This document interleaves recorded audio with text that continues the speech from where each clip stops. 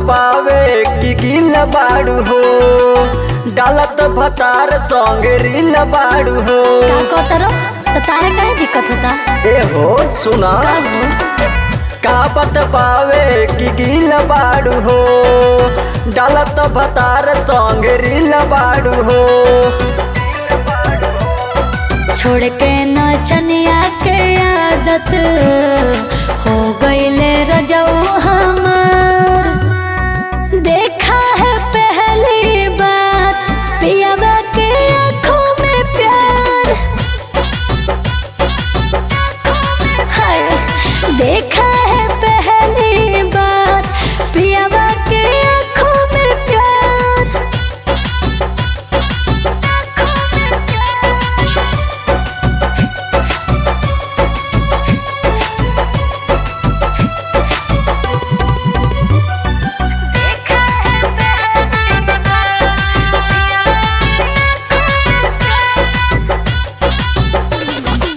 शादी जब से भइल रहे रहत रहले नाच में, नचनिया के सवतनिया बनवले राजा हमारा साथ में।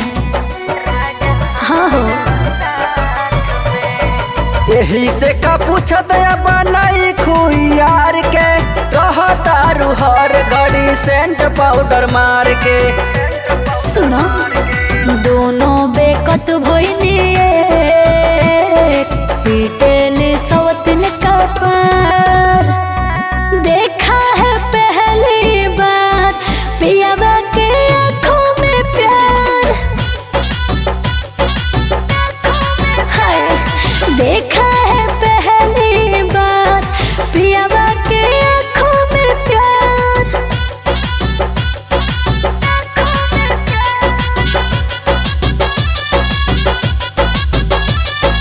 Music by Abhishek Gupta।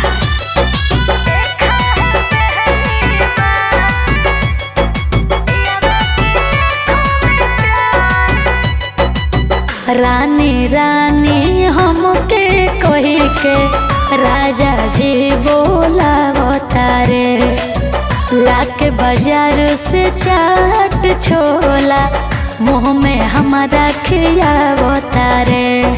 बुझाई